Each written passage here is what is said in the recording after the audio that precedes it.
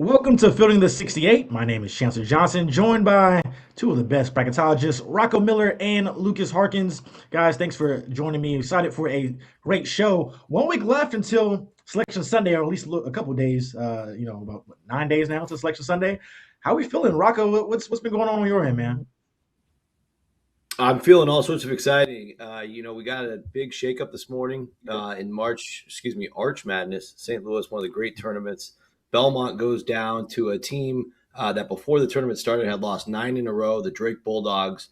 And now suddenly a down year for Drake turns into their 8th consecutive Missouri Valley semifinal appearance. Just a tremendous program overall. But this was supposed to be their down year, and they're still doing it. Still kind of got the tingles from that upset. They dominated, scored 100 points on the Bruins. And then we just saw Winthrop go on a 12-0 run to get out of jail and make the Big South semifinal. So good to see Logan Duncombe healthy. That was a big concern entering the tournament. And now I think we could get a Winthrop High Point Big South championship game, which could be an absolute classic if you watch the first two renditions of that series. Lucas, how many screens do you have going on your end over there? I'm trying to stay locked in. I got 2 right now. I think that, usually we log on for these about 15 minutes early. And I think it was more like 8 minutes early for me today as we had to get through that Winthrop finish. 8-0 run in 12 seconds of that was pretty insane. It's been a really fun day of hoops already. A lot more to come. And then we head into what's going to be a big Saturday of final regular season games mixed with a great group of conference tournaments. Absolutely. I can't wait for it. Let's get into some of the biggest winners of the week. Rocco, who caught your eye from this past week? Well, I was on the show Monday, so I'm just going to go with one of the Wednesday examples. We had Miami go to SMU and get a win. And for Miami's point of view, I think that puts them in the tournament regardless of how it finishes up. They get to finish against Louisville, which is exactly what you want if you're in Miami's position in the middle of the 7 through 9 seed area. They've now gotten to 5-4 in quadrant 1. They're 13-6 in meaningful games. They got the blessing of not playing Duke in the ACC. Whether that was political or not doesn't matter because they've been able to go in a stronger ACC this year and perform time and time again. Now also, adding to some other good road wins like at NC State earlier in February. And really good story for Jai Lucas, and Miami, for me, moved up for the first time to a number 7 seed in the latest update today. So congrats to the Hurricanes. I think they're dancing and they can officially celebrate. Some very impressive stuff from Jai Lucas, indeed. Lucas, for you, which team stood out to you from the past week? Yeah, I think the big one for me is TCU winning at Texas Tech. They've really made a great push here down the stretch. They've won 7 of 8, and now they've kind of moved out of that last 4 in conversation where they'd been for a while with the back-to-back road wins over Kansas State. Maybe not mean all that much, but it's another road win. They get the one at Texas Tech then on Tuesday night. These head-to-head comparisons, if you're doing them in the committee room and you look at a TCU team that's beaten Florida on a neutral, Iowa State at home, and Texas Tech on the road, not to mention beating Wisconsin on neutral floor, TCU's gotten so much quality. It's put them back up, not just off of the bubble, the true bubble area, but I actually had them in contention for a 9 seed today. I am with Rocco, though, on Miami finally taking the leap into a 7 as well. Lucas, let's say we just wave the magic wand and TCU didn't lose in game 1 to New Orleans. Where would they be on the seed line, hypothetically, if they had beat New Orleans? It would probably be higher than 9. I think it's hard because it's impossible to know where exactly the predictive metrics would end up as a result of that. That's part of what's dragging them down right now is they still rank 48.3 on average across KenPom, BPI, and T-Rank. So without knowing where that would leap, if that leaps into the 30s, maybe a significant change towards a 7 seed trend. But it's hard to know because they have the elite wins that would warrant a seed boost relative to where their results say. But the predictive metrics don't line up with that. So I think it would be a heavy dependent on how much that would change. Rocco, when you look at this TCU resume and what they've been able to do down the stretch, how high can they continue to climb with a big game this weekend versus Cincinnati, and then we have some opportunities in the Big 12 tournament? Well, I think right now they're they've almost started to knock their head against the ceiling because you can't take away the 3 really bad losses they had, leading with New Orleans and Notre Dame at home. But based on the fact, the rest of that equation is the Cincinnati game is just a home game. Now, Cincinnati's worked their way into the top 50 of the net. It still helps, especially when teams around them continue to fall. But I don't see TCU having much of a path to get higher than an 8. So if you're a TCU fan, you should expect an 8-9 game or a 7-10 game at this point. But the good news is they're well above the extreme bubble, which is funny because they're in the Dallas-Fort Worth area, Chancellor, and their neighbors, the Iron Skillet rivals, the SMU Ponies, they're the ones that traded places with TCU. And now we'll be talking about the Ponies later today. Yes, we will. From the winners to the biggest losers, Rocco, who took a tough L this week that impacted them the most in the bracket? Yeah, I mean, I think to me, New Mexico has to be the choice. Unfortunately for the Lobos, they take a home loss to a surging Colorado State team, but that still falls in quadrant 3, despite Colorado State going on an 8-game win streak. And it's really just not what the doctor ordered for the profile. They've been barely surviving in my forecast as one of the last couple teams in. Now, pretty easy to take that quad 3 loss and see them on the wrong side of the bubble. The good news for the Lobos is they get to go to Utah State on Saturday, and they need that opportunity to play themselves right back into the mix, and they get it right away on Saturday. So easier said than done, and I get that winning in Logan is impossible for most teams not named UNLV, but they do have the opportunity, and so that's all you can ask for with one game left on the docket before the Mountain West tournament. And then I'll throw in a bonus one, of course, since we're so hot off the press here on today's episode of Fielding the 68. Oh, sure. The Belmont Bruins are clearly the biggest loser. Sadly for them, what a great run. They clinched the Missouri Valley with a week to spare, had a dominant season for a lot of it. And the good news is the NIT for mid-majors was an awesome tournament last year. I think it'll be awesome again this year. And I think Belmont's got a really good chance to not only make a run, I think they could win the whole thing if they play well. So congrats to Belmont on a great season, but unfortunately, big loser here this week. And they certainly did have a good season, but a tough one today. Now, Lucas, what about for you? Which teams suffered the biggest loss from the week? Yeah, I think Rocco's dead on it. I would just expand a little bit on the New Mexico comment to kind of be the whole Mountain West. Utah State takes a loss at UNLV. They get swept by the UNLV this season. They're still safe, like in the field, but it's a blow for seeding. I think it's gonna be really hard for them to avoid an 8-9 unless they're below that. At this point, which makes that tricky. You get the New Mexico loss that Rocco already alluded to, but also San Diego State loses at Boise State. They fall further from the cut line for me. They were still in the mix had they gotten what would have been a quadrant 1 win at Boise State in that game. They fall further off. It's a league that looks extremely ripe for a bid stealer, but if you compare this to where it was a week, 2 weeks ago, the 3 bid opportunity seems to be pretty slim.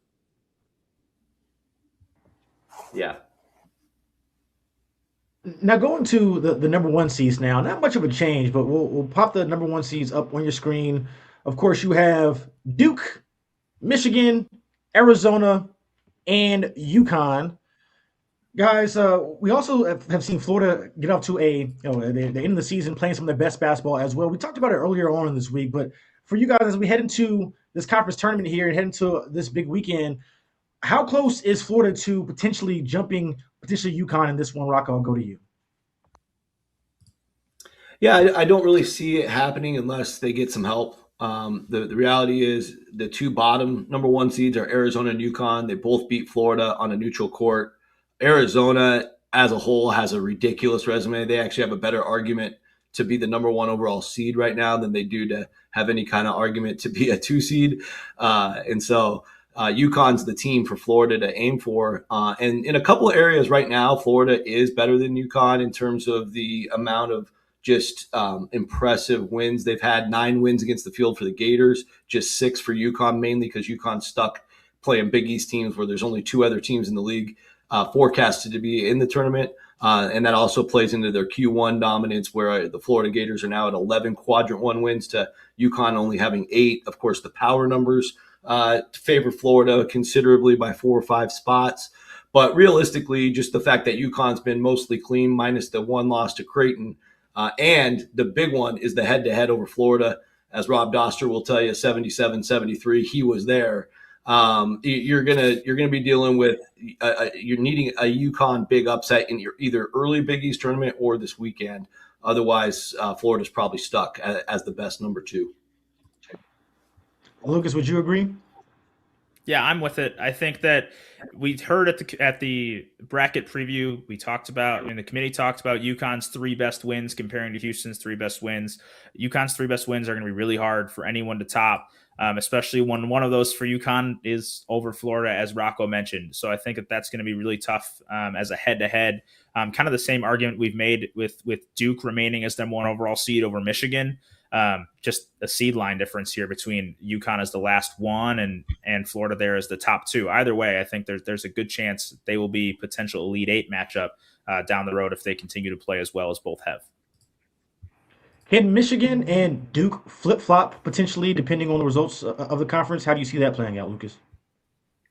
I have a hard time seeing it right now, especially as we've seen Duke leap over Michigan now in these quality metrics. They're now 1 in BPI, KenPom, and Bart Torvik at this point. That was something that was on Michigan's side at the time of the head-to-head result. But now that Duke's taken an advantage in those spots, in addition to having the head-to-head, I think Duke is probably going to be the number 1 overall seed come Selection Sunday next week. Michigan certainly still has an argument. They get Michigan State in their final game. They get that win, and maybe Duke suffers a loss to North Carolina, and we reconvene, and maybe that flips. But right now, I think Duke has an edge over Michigan for number 1 overall seed. Rocco, what about Arizona? Could Arizona potentially slide up maybe as high as 2? Can they get there? I think, they have an argument. Their resume is really, really impressive. Like I hinted at earlier, the way they've closed strong has added up to quite a bit. The problem is they didn't play Duke or Michigan, so they don't have that head-to-head evidence. And as Lucas mentioned, Michigan's dominating the power numbers. Duke's dominating the power numbers. Michigan's now number 1 in the WAB. And so, I don't think Arizona's catching them in either of those categories. And so I think their one path left would be a Carolina upset for the second time over Duke. Hard to forecast without Wilson in the fold. And then also if Michigan State beats Michigan. If they both fall this weekend and Arizona's sitting pretty with their finale being in Boulder against the Buffaloes, then maybe Arizona really does have a clear number 1 overall seed. But I really think that might be the last chance because by the time these teams play next week, they'll both have multiple buys. All 3 of them will have multiple buys. They won't take the floor till at least Thursday. Looking for an upset on that day, you don't even know if the committee would make a change at that point for just the order of the number 1s.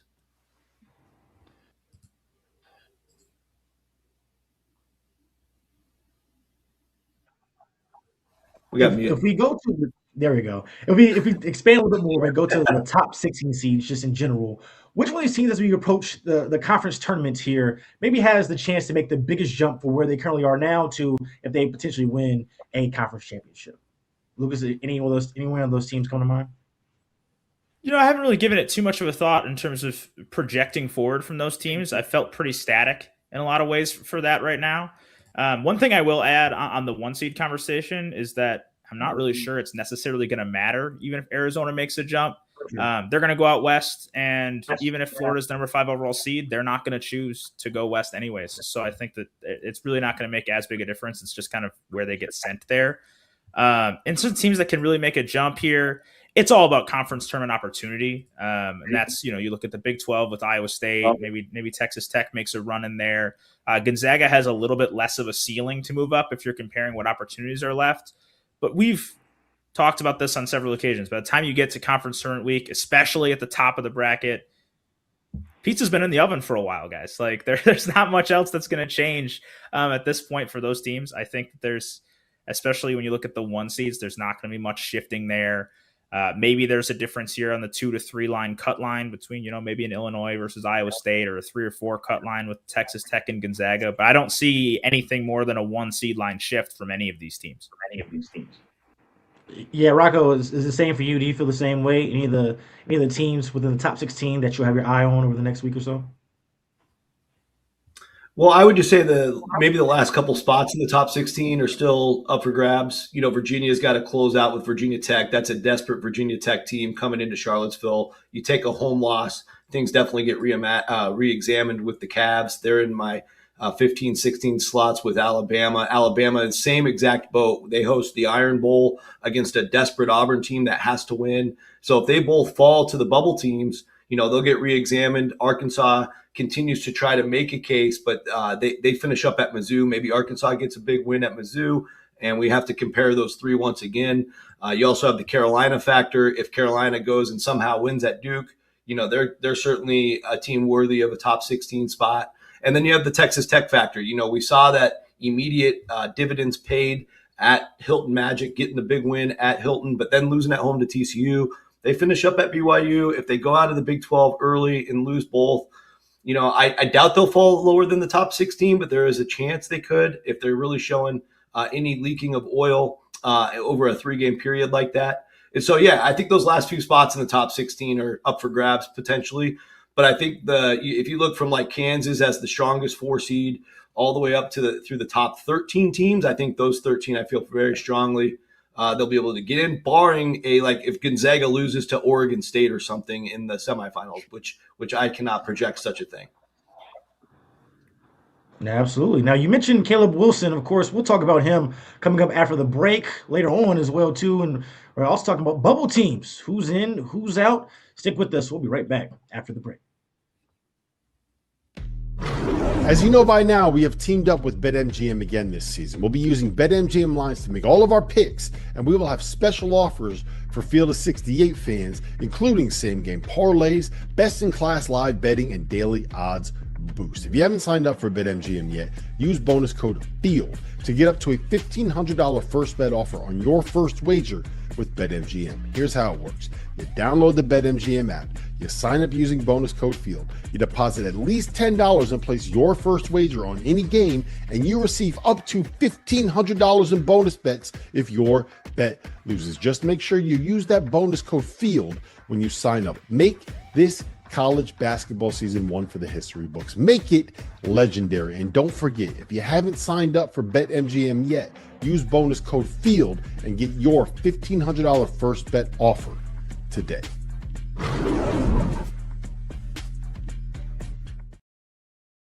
It all ends here. April 6th, the national champion is going to be crowned right here in this building, Lucas Oil Stadium. Make sure you follow along Field of 68. We have shows every single night after dark. It's the place to be to follow everything college hoops. Streaming on YouTube, we're on SiriusXM Channel 84. Selection Sunday, we got a 6-hour marathon. We're going to be at all the Power 4 conference tournament games. We're going to be at the second week of the tournament, and we'll meet you guys right here in Indianapolis to crown a national champion.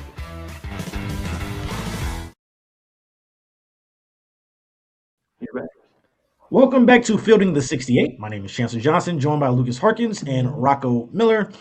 It's time to talk bubble teams. Rocco, I'll start with you. Who are your final 4 teams? Going to Dayton, Chancellor. These teams get to go to Dayton if things hold, which they're probably not going to hold. So don't get too excited on me.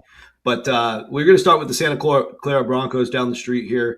The Broncos went 14-0 this year against teams finishing 4th or lower in the WCC, which it is a pretty deep league with good quality. That's a really difficult achievement to gain for Santa Clara's typical level. They usually have slip-ups. This has been a special year for the Broncos. They also beat the St. Mary's Gales at home, lost the other 3 big ones with 2 Gonzaga losses in the road St. Mary's. But along the way, they picked up wins at Xavier, San Francisco, Pacific, Washington State that are all top 2 quad level. They beat Minnesota from the Big Ten on a neutral court, lost by 1 to St. Louis, and their loss to New Mexico was without Jake Ensminger, a really important player for the team. And I think Santa Clara is in an interesting spot just because they are in a non-power league, but there is enough opportunities in the WCC to hang your hat on them and feel pretty good about where they're falling. Of course, the big negative is the loss in the one day in Santa Cruz to Loyola Chicago. The other good thing for Santa Clara is they're 10-6 away from the Levy Center. And a lot of the bubble teams do not have 10 wins away from home. That's obviously a byproduct of not being in a power league. You look at an Indiana, which we'll talk about in a second. Indiana's only played 8 games total on the road, which is kind of gross. But that's the college basketball world we live in these days, Chancellor. So VCU, big one tonight at Dayton. They've been just inching along, trying to crack the bubble. They finally did for me at the beginning of the week. Really just an option that the committee can select. They have a clean loss department, no losses outside of the top 2A in the quadrants, but they've had 5 cracks at tournament level teams, including 2 against St. Louis, and they're 0-5. And so when the last 0-5 team I remember exactly was that Indiana State team 2 years ago that we all complained about not getting in. But again, I think a lot of people forget the Sycamores did have 5 shots that year. They went 0-5 as well. So I think it'd be very easy for the committee to leave VCU out. A win tonight at Dayton represents a potential quadrant 1 win. Dayton's on the quad 1 fringe, but in general, it's one of the best wins you can get in the league. And Dayton's on a 6-game win streak. So for me personally, I think that's pretty impressive. We'll see if the committee agrees next week, and we'll see if VCU can even get the win. Next up is SMU, a very chaotic ending to the year that I talked about at the start of the show. They lost both games here in the Bay Area to Stanford in California.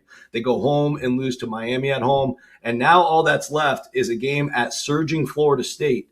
And so it's a really dangerous game because if you factor in another loss, you're looking at an SMU team right now, Chancellor, that's just 5-11 in their 16 hardest games. Those are the ones that fall in the top quad and a half through quad 2A, which is a really good cutoff point, I think, for comparing bubble teams.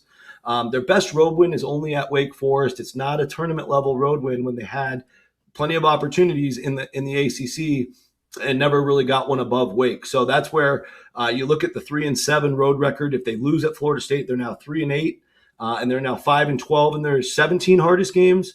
It's going to be problematic for the Mustangs. I think if they can win at Florida State, it's a little bit of a life raft for their tournament hopes and get them up to 4 road wins and then see what they can do in the ACC tournament. But it's getting really dicey for the Ponies. And then last but not least, Indiana squeaks in today. Don't take it too seriously one way or the other. I think part of that was just we needed a spot because New Mexico left. And the win at UCLA improved incrementally. UCLA goes and blows out Nebraska. Now that road win for Indiana, the one and only road win that they have, nice 1-7 record there, Hoosiers. But it's aged, right? So UCLA playing their way out of a little bit of the bubble madness has helped Indiana's one win look more impressive. Now they go at Ohio State to finish up. Clearly something where they're going to need to win. They do not want to get to the finish line with their road record at 1-8. A win at Ohio State will certainly go a long ways, especially for Indiana trying to squeeze into one of these last Dayton spots, which I think would be great for Turner Sports and the first 4. Rocco, out of those 4 teams that you picked, which one do you trust the most to get one of the last 4 buys? Oddly, it's Santa Clara, and I have no idea why. And I'm gonna shoot myself in the foot if they don't get in. But it really is just a fact of we saw a similar pattern with the 2022 San Francisco Dons, who actually went 0-5 against Gonzaga and St. Mary's combined by the end of the WCC tournament. And they didn't have as bad of a loss as the Loyola Chicago loss, but they were not as dominant as the Santa Clara team was within the conference. And Santa Clara has been so steady, breaking. It's the most wins they've had in a regular season since the 1960s, 24 wins. It's just a really good team. I think they've earned their spot. I think that story carries into the room. I just think the one concern I have is if they lose on Sunday. Sunday they'll play either Pacific or Seattle, more than likely. Those are both dicey dark horses. But if Santa Clara can just get to Monday, play a good game against St. Mary's, I think they'll at least hear their name called. They might have to go to Dayton, but I think they'll hear their name called. Lucas, I saw you laugh before we pull up your your teams here up in a bit. Do you agree with that? Is Santa Clara the team that you trust the most? It's probably not. I have a reason. They're close. I have a little bit of a reason for that. I would stick with SMU as the team I trust the most, and I will get into my reason for that. Why when I go to my last 4 in. But I certainly agree with his points on Santa Clara. They're a team that I have also in my last 4 in. They're right there. One of those 2 teams I feel pretty good about being the most likely of those teams. But Rocco and I are in pretty good lockstep right now, not just in our teams, but in our thinking that gets us there. SMU, Santa Clara, VCU, slightly different order than Rocco, are my 3 of my last 4 in, and we have them kind of, it feels like today, like a little bit separate from our last team in the field. But as Rocco mentioned when he started his last 4 in, this is going to change. It certainly is going to over the next week. I don't feel like super confident in any of these teams making it in the dance, but also I don't expect all 4 of them to fall out either. Someone has to play their way in for these teams to drop out. But for my analysis of these teams, 3 of which being the same, SMU's the 3-game losing streak obviously sent them down to this spot. Webb's down to 46. My reasoning for them being the squad I feel most confident in potentially leaping out of the last 4 in is they did lose BJ Edwards for 2 of these 3 games. He only played 16 minutes in the first loss of that stretch. If they were to win the game, they must win, in my opinion, at least this weekend at Florida State to stay in the field. Let's say they have a decent performance in the ACC tournament. I think they could get a seed boost for having him available. If that is the case, he's supposed to be a game time decision tomorrow for that game.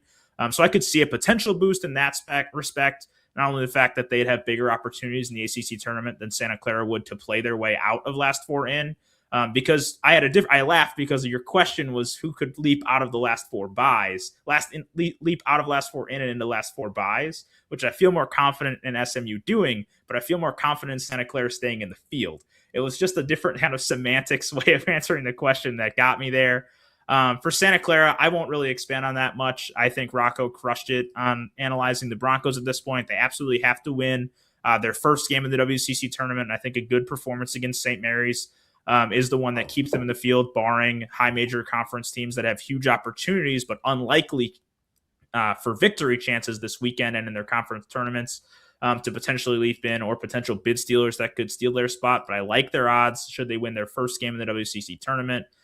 VCU and Virginia Tech, I think, are 2 teams that are pretty tied together right now. VCU is 44th in wins above bubble. They only have 1 quadrant 1 win, but it's barely. South Florida is a neutral site, 50th in the net. They drop 1 spot, that falls to Q2. I think the committee knows the margins there are what they are. I think they know it's a low-end quad 1, high-end quad 2 kind of game. They also have a high-end quadrant 2 win on a neutral site over Virginia Tech, and that's where I get these teams kind of tied together here. VCU rates higher in wins above bubble, resume metric average, and predictive metric average than Virginia Tech, plus beat them on a neutral. Pretty hard to not have that kind of in my head as I do a head-to-head comp on the bubble between these 2 teams. Obviously, huge game, as Rocco mentioned, at Dayton for VCU tonight. That's going to determine a lot. As for Virginia Tech, like Rocco said with his choice of Indiana, it's kind of a placeholder spot right now for what are at least 3 teams that have huge opportunities this weekend to make a difference. Virginia Tech could sweep Virginia if they went on the road this weekend. I barely went with them for the last spot because they just have a better record across the upper 3 quadrants than my first 2 teams out, which, as a hint, are Auburn and Indiana. Both teams that also have opportunities this weekend. I think they're all playing for huge spots. This is a shake-up weekend on the bubble. All 3 of those teams could kind of go whatever direction you want to go with for my last spot today between Virginia Tech, those 2 teams, and even the 3 teams after them on my board. But I think, as I mentioned when I started this segment, really tight margins here on the bubble right now. Could see a lot of swing as early as Sunday. There's so many games in the next 48 hours here. They're going to swing a lot, not just individual results, but results that just kind of impact you from the teams around you. There's so much that'll change that right now it's as tenuous as it's probably been, as season. And that's how it always goes this late in the year.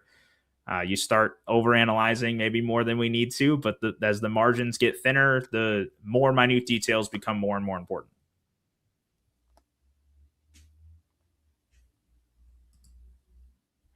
I think we got a mute situation here.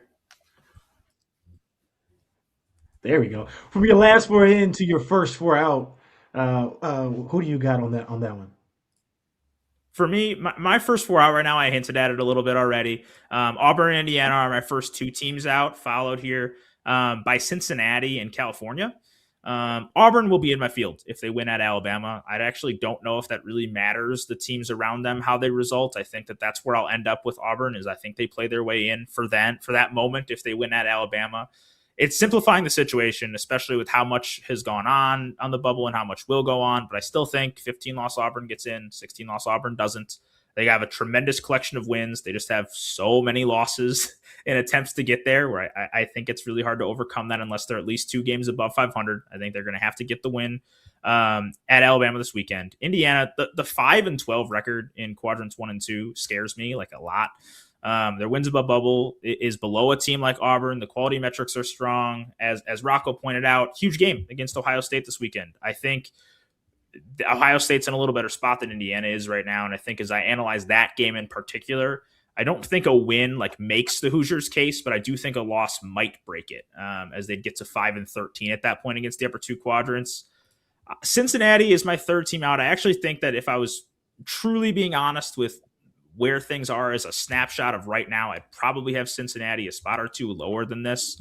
But I give them a first 4 out nod because I think they have one of the better chances to play their way up with how well they've been playing. They've been much better with James available. I think that becomes more of a factor, or at least something that they discuss in the committee room if they get closer than they are right now. They're still only 55th in wins above bubble. They're 2 games below 500 against the upper 3 quadrants. They have a quad 4 loss. I think if they win at TCU this weekend, that becomes a more serious conversation and is something that comes up in the committee room is how well they've played since December 17th when James joined the group. California still stands as in the mix. Home loss to Pitt, brutal. They've won 4 or 5 around that. They're top 50 in wins above bubble still, 12-9 against the upper 3 quadrants. 4 of those wins in quad 1. An important thing is they actually have a couple of nice wins away from home. They beat UCLA and Miami off their home floor. It's a have-to-have-it game against Wake Forest this weekend. If they have it, they're going to stay in the mix. If they don't, they'll be falling a little bit further than first 4 out for me. Rocco, how about yours? How's it looking your end? Yeah, I mean, I'm going to say it for like the 85,000th time here, but if you're out, you're out. So it could be the first 10 out. It could be the first 1 out. We're going to go with 4 here today. But Virginia Tech leads off the list because I feel like Virginia Tech as is still pretty interesting. Yeah, at least get a pretty heavy discussion in the room. This Virginia game will tell us a lot in terms of if they can get a sweep against their rivals in the Commonwealth Clash. That's clearly, I think, going to put the Hokies into the field by the day after, Sunday or Monday. And a loss puts them under 500 in meaningful games, which is kind of a big deal for a team that's got a couple of subpar losses at home, namely to Florida State by 20 plus. And so we'll see how that shakes out. But Virginia Tech's got a nice mix of results thus far, and they're probably the closest for what we know today. California, you could also take right now, based on the top of their resume. The win at Miami, of course, has aged beautifully for the Golden Bears. But also, the home loss to Pitt last week was just a complete do not do that ever situation, and they did it. So now we're back in that can of worms where the 330th ranked non-conference strength of schedule for the Bears is a major thorn in their side, especially as they're getting examined for one of these final spots. I just cannot, for the life of me, see the committee handing them the last spot or 2. I think California really needs to win at Wake Forest tomorrow, get a bunch of help across the bubble, and then get into one of those maybe second or third or fourth spots inside the cut line to feel – I mean, they're not going to be able to breathe no matter what, but at least to have a little bit of more realistic hope. New Mexico's next, and namely because they have that big opportunity in Logan tomorrow. I think they'll make up for the Colorado State loss with a win there and then some, actually, because you look at a great road win like that, it does so much for you in terms of your resume. One of the big things I think we should be talking about as we go through each bubble team is these next couple of days are the last opportunities for anybody in the country to get a road win. That's it. We have nothing but neutral site games next week. So you cannot move mountains further than you can this weekend if you're still a bubble team on the road. And there's a bunch of them. New Mexico is one of them. Oklahoma State is not one of them, but I have them close because they have a Herculean, I should say, opportunity to play Houston at home tomorrow in a rowdy Gallagher-Iba arena. And Houston's so powerful within the net and the opponent type of measurements that I do think Oklahoma State gets very interesting if they can beat Houston. This is a team that swept UCF. They beat BYU and Texas A&M in that building, and this just would give them some real oomph to the resume to beat a top 6 team in the country. I'm not saying they're going to get it done, but all you want is opportunities. We'll see if the Oklahoma State Cowboys can get it done tomorrow, Chancellor. Lucas had Cincinnati in his. Can you hear me? Yes, sorry. Go ahead. Yeah, there we go. All right, cool. Making sure. Lucas had Cincinnati in his. You have Oklahoma State in yours. How do the two's resumes stack up in your eyes? Well, today it's clearly Oklahoma State by a smidge because they've just been able. They didn't lose to Eastern Michigan. They don't have a 10-12 record against the top three quadrants. But the case for Cincinnati is very interesting. I agree with a lot of what Lucas said, mainly because as they work their way up the ladder of the bubble, they've been playing so well lately. A win at TCU is another needle-moving road win. They, of course, have to get that win. A loss makes them 10-13 plus a quad 4 loss on top of that. But that win at TCU, if they can get it on Saturday, then you really drill down deep into the Jizzle James factor, how much the committee wants to give Cincinnati a break for their own internal implosion of that situation is anybody's guess. But it is impactful, the games he's played in. I think I looked at it yesterday. They're 11-9 in the games he's played, which is still not unbelievable, but they've clearly played really good ball these last 4 to 5 weeks. They've picked up an incredible resume with the win at Kansas and beyond. So just crushing BYU last time out. So Cincinnati remains interesting for that reason. I also think if I'm, Brett Yormack at the Big 12, I'm getting all my internet minions talking about Cincinnati all day, every day next week. And then you'll probably see it on ESPN and Turner. And from there, it takes on a life of its own. The committee has to weigh, how they view Cincinnati after they added Jizzle James, but maybe they should start viewing them about how they played after Wes Miller did his apology. Maybe then Cincinnati would have a better chance of returning. Player availability seems to be the only criteria they can hang their hat on, and so we'll go with the player availability. But I'm not disagreeing with you, Chancellor. For sure. Now, we go back to our first 4 out consensus, but let's go back to our last 4 in consensus. We missed that one there. I want to go through that one. As you see the teams, there is Santa Clara, SMU, VCU, and Bruce Pearl will be happy about this one, Auburn. Then from our last 4 in consensus teams to our first 4 out consensus, here is that list: Virginia Tech, Indiana, Cal, and New Mexico. And then for our consensus next 4 out, there is Cincinnati, Oklahoma State, Stanford, and Seton Hall. Guys, we haven't had a chance to necessarily touch on Seton Hall and Stanford. Lucas, for you, how would you view their resumes right about now? I still have Stanford in my next 4 out. I'm a little behind that on Seton Hall. In particular, because I've seen, as I project what's coming forward, I'm with Rocco on Oklahoma State having that massive opportunity. So I've moved them a little bit ahead. I think that's a bigger opportunity than Seton Hall's, albeit Seton Hall's is significant as well. They finished with St. John's at home. I think there's the chance for them to play back into the mix. So I think that Seton Hall's probably, if I had to go further than 8 teams out, they're probably my 9th team right now, with one of those teams that has a big, as I mentioned earlier, a big power conference team with a huge opportunity, but maybe unlikely to win that game. I think they're in that group for me.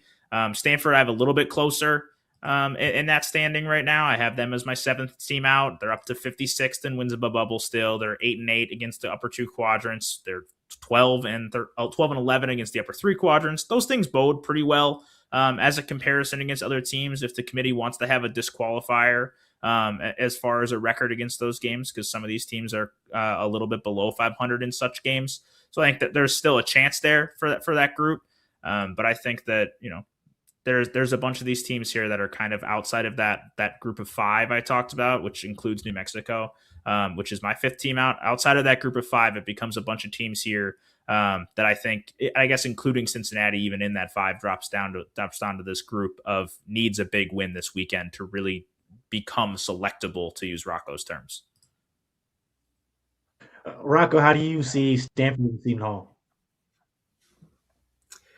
Yeah, I think you got to keep them in the mix, at least for now, until we see how all these games shake out this weekend. Like we've been saying, it's really interesting how the schedule broke to have so many of these teams with needle-moving games. But, we just don't know how it's going to shake out, right? So Seton Hall beating St. John's is certainly a very important win if Seton Hall gets it. Same with Stanford winning at NC State. It's still a good road win, even though I think the narrative will be what's wrong with NC State, as it has been for 3 or 4 weeks.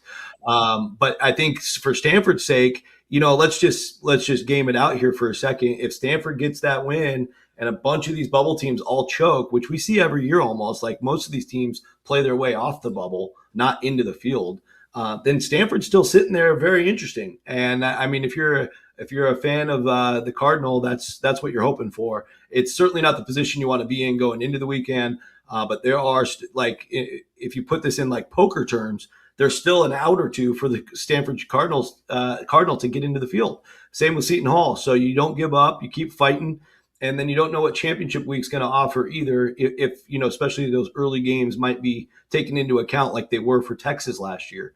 So those are the things you got to know going in. Because there's no guarantee that Oklahoma State, New Mexico, California, Virginia Tech, Indiana, SMU, VCU are all going to win. They could all go 0-7. Then what do we got left? We got a bunch of mush. And then Stanford's going to look a little more attractive on Monday. So that's the hope. Well, Rocco, I know you mentioned not giving up. Coming up after the break, should North Carolina fans give up after Caleb Wilson is done for the year? We'll talk about his impact coming up next after the break. We are running it back with Splash Sports, ladies and gentlemen. Last year, the Survivor contest that we hosted with Splash paid out $40,000 to the winner. This year, the grand prize pays out a guaranteed $100K. For just $25 an entry and up to 133 entries, you can get a chance to prove that you are smarter than the field of 68. Survivor is the future of March Madness. Just pick one team every day of the tournament to win, and if they do, you advance. The catch? You can only use each team once. We're also hosting a free-to-enter bracket on Splash. If you're looking to host one of your own, Splash can handle everything for you, from the entries to the payouts to the standings. We'll be running it back with the Sweet 16 Survivor contest as well for those that do not survive the first weekend. And Splash is now offering Quick Picks, a daily fantasy game that allows you to predict whether a player reaches a certain number on a specific stat. All links are in the description below. The big dance starts soon. Get in before it tips off. Are you trying to follow everything happening in college basketball? It can be overwhelming. That's where the Field of 68 Daily comes into play. The Daily is your go-to source for recruiting news, game analysis, portal updates, and much, much more. For just $50 a year, you get access to the same information that your favorite coaching staff is subscribed to. Quality content can be hard to find in the college basketball space. The Daily is here to help. Make sure you subscribe today.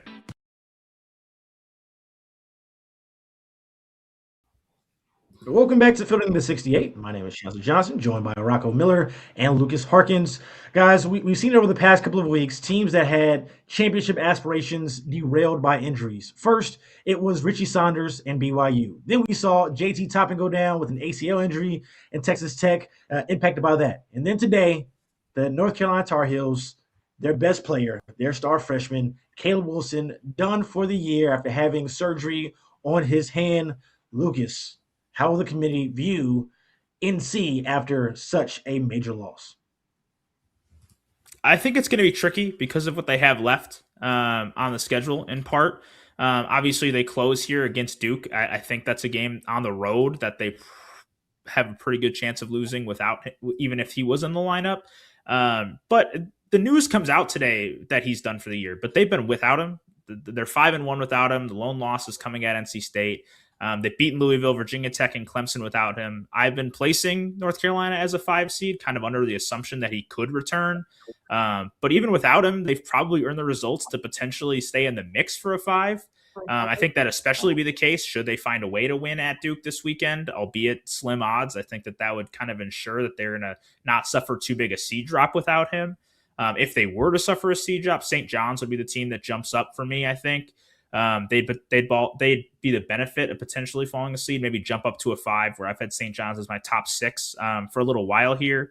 But with North Carolina being 5-1 without him, even if they lose to Duke, it's 5-2 with a road loss to Duke. Doesn't change my mind all that much. I don't see them dropping more than maybe a seed line. And that might just be because I think there is already a slim enough gap between them and St. John's and maybe some of those teams on the 6.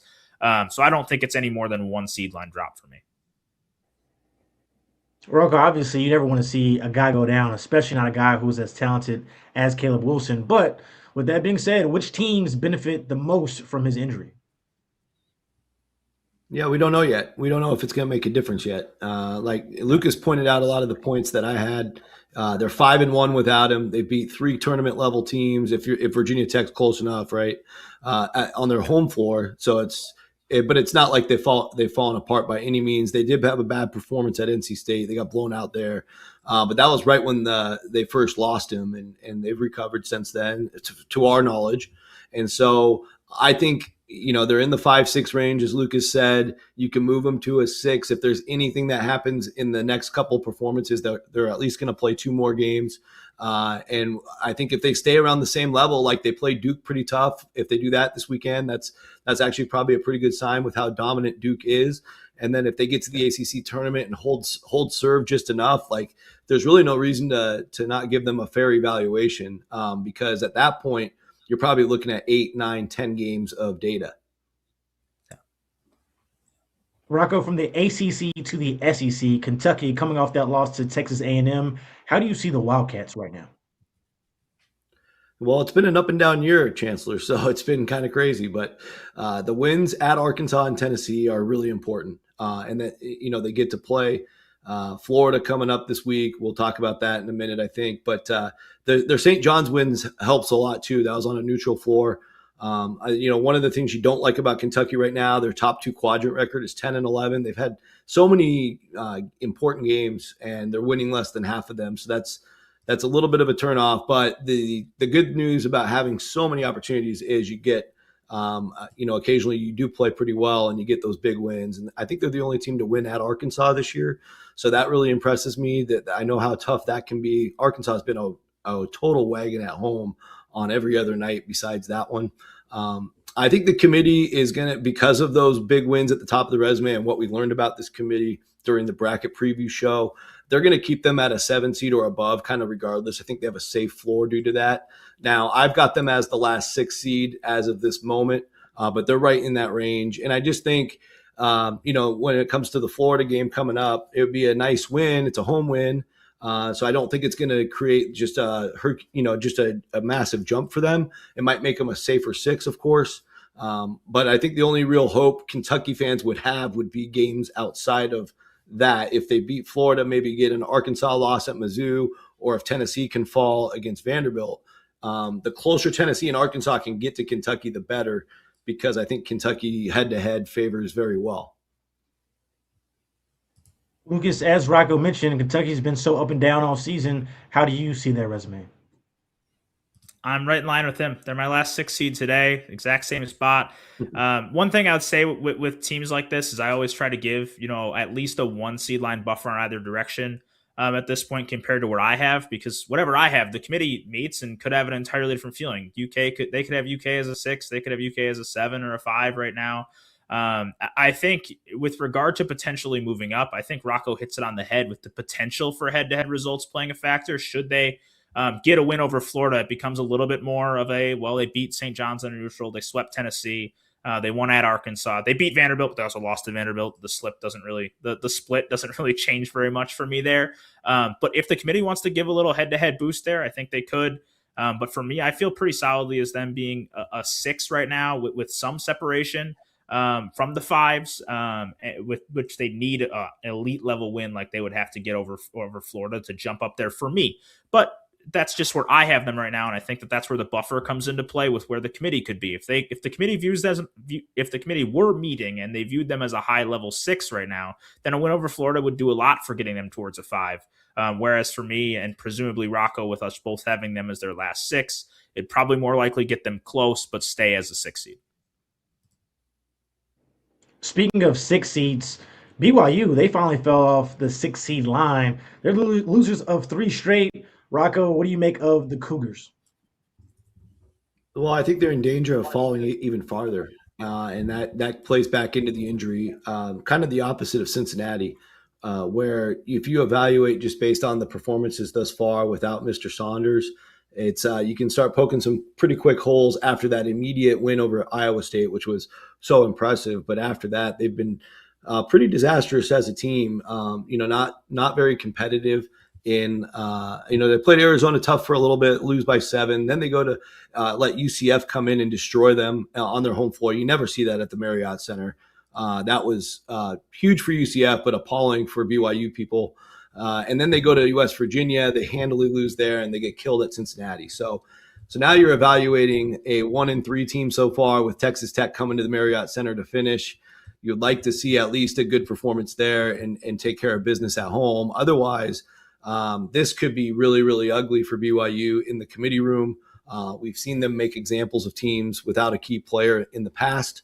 And I also think with the really brutal bracketing circumstances around BYU with having to play Thursday, Saturday, it cuts their options in half. Right now, all of the 1, 16, 8, 9 pods are going to Friday, Sunday sites. So they could opt to move maybe UConn to Buffalo, something like that, to where BYU could stay in 8, 9. But if they decide not to do that, they could punt BYU all the way to a 10 seed. So we'll see how it all shakes out. There's just a lot of concerns with their seed right now. They're clearly going to be a tournament team, but they better focus on basketball first, and then this bracket stuff will take care of itself.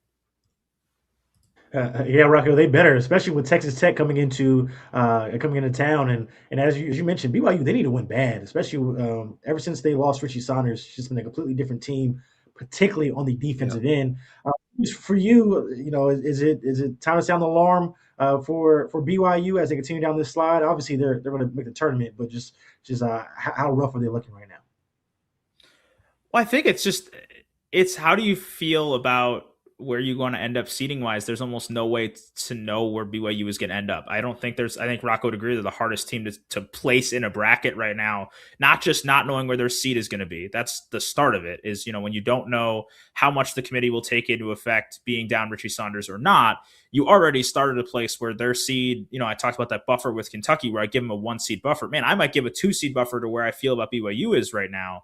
I have them as a 7. I could see them as high as a 6. I could see them as low as an 8 or 9, depending on where the committee feels how they've played without him. And then you factor in the geography part of it to Rocco's point where, some combination of Arizona, UConn, Florida most likely gets the 3 and 4 spots in the West and South, the Thursday, Saturday region. But then they're going to take San Diego, Philly, or Tampa most likely, which are all Friday, Sundays, which eliminates those unless the committee wants to quote unquote punish one of those teams by moving them a little further from their preferred sub-regional destination.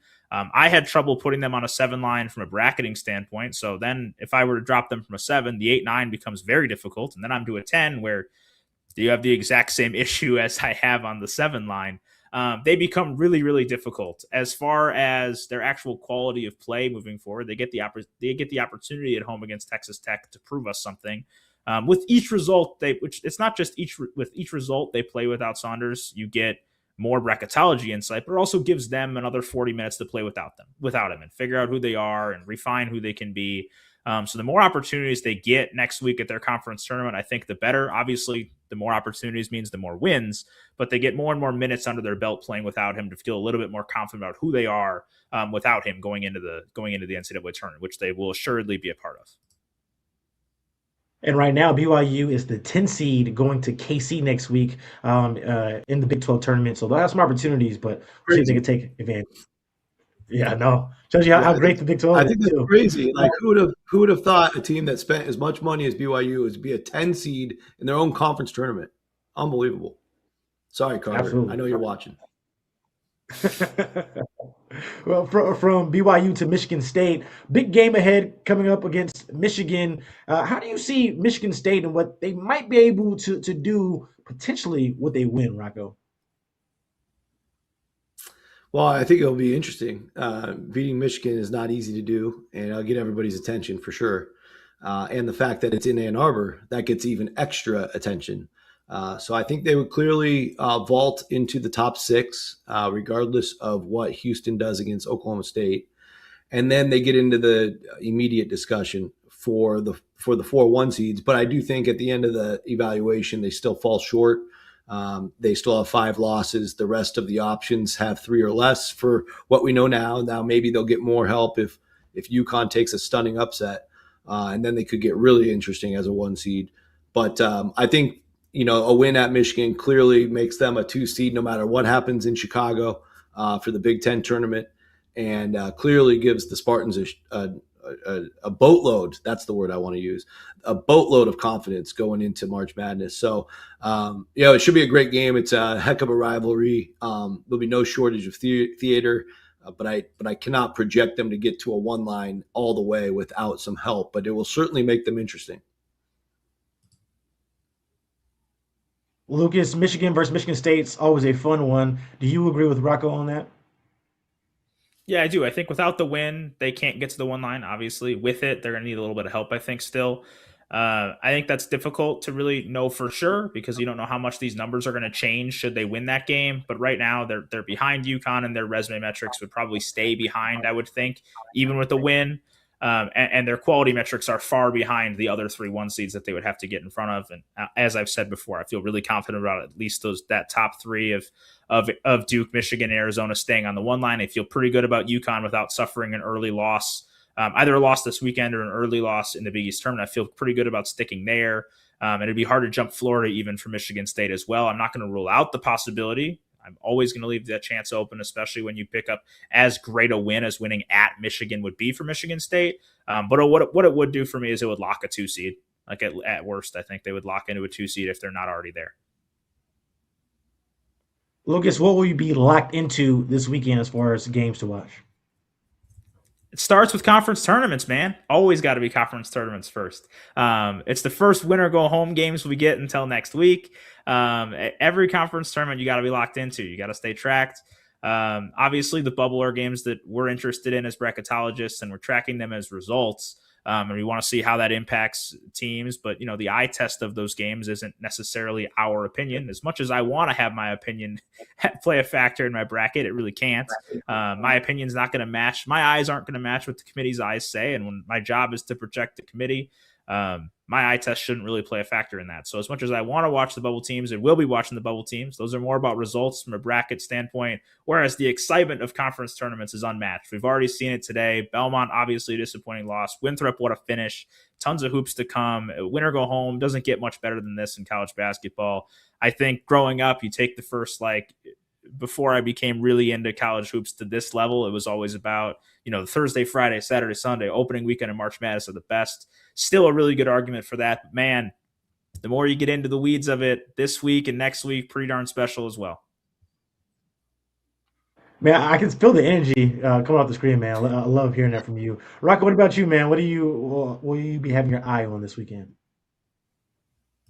Yeah, same as Lucas. I was really glad that he answered the question that way because that's truly what I'll be doing. There's nothing better than postseason basketball. I don't care what level it is. And we had an awesome preview here on Field of 68 yesterday with 15 of the mid and low major conference tournament brackets that are available.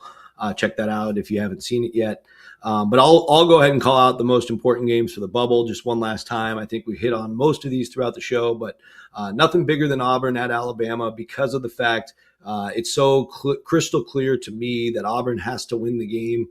That puts them into the field, I think, for good if they do, because they'll be guaranteed to finish 2 games over 500. They'll be guaranteed to finish with 15 losses or less, and they'll also be guaranteed to have 2 of the best road wins money can buy in the league with at Florida and at Alabama. So just 3 massive boxes they can check in one game. If it goes the other way for Auburn, they're now looking at a team that needs to win at least 2 games in the SEC tournament to get to 2 games over 500. They're also asking to become the first 16-loss team in history to be selected, and they will not be part of any of my projections going forward should they lose. So it's not very often you get such a crystal clear situation as the Iron Bowl tomorrow. But I'll also throw in Indiana at Ohio State. Of course, Indiana really needs to win that game to stay in the conversation permanently. If they don't get it, they'll have a lot of work to do in the Big Ten tournament. SMU, we talked about needing a life raft.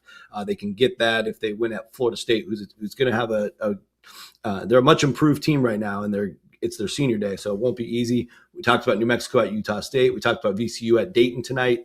Virginia Tech at Virginia, also huge. California at Wake Forest, a chance to really get interesting again if they can at least pick that win up. Oklahoma State hosting Houston, Cincinnati at TCU. And then here's the one that we didn't get to, but I think it gets very interesting. If Arizona State can go to Hilton, I'm not saying it's going to happen. It's probably less than 10% chance, but Arizona State just beat Kansas. Zero. If it's better than zero, and if they win at Iowa State, they've got a nice collection of tournament level wins. Don't forget they beat Santa Clara this year as well, and they also beat Texas Tech. So if the Sun Devils get that win, just remember that we had this conversation. Rocco, I certainly will. My Sun Devil ears, that's music to them, man. I appreciate you. So you're saying there's a chance. Still have a heartbeat. That's all Bobby Hurley might need on that one. Thanks for watching Fielding the 68. I'm Chancellor Johnson for Rocco Miller and Lucas Harkins. Thanks. We'll see you next time.